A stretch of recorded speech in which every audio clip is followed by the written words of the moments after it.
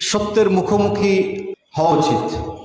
কারণ উম্মার যে অবস্থান, এই অবস্থান তো আমাদের হওয়ার কথা নয়, এবং এই অবস্থা এমনি এমনি হয়নি, এটি আমাদের কারণে হয়েছে।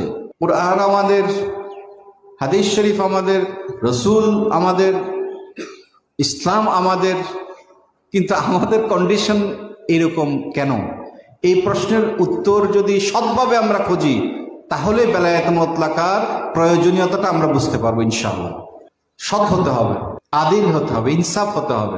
আমি শুধু আমারটা বুঝলে হবে না, আমাকে নিরপেক্ষ জায়গা থেকে বুঝটা দিতে হবে। একটা খেলার মধ্যেও একজন রেফারি থাকে, সে এই দলেরও না ওই দলের না, সে খেলার মধ্যে থাকে। কিন্তু তেমনি মুসলিমের ভেতরে একজন রেফারি থাকতে হবে, একজন কাজী থাকতে হবে, একজন আদিল থাকতে হবে, যে সে কারো না, সে মুসলিমেরও না, অমুসলিমেরও না, সে কারো না, সে ন্যায়ের পক্ষে।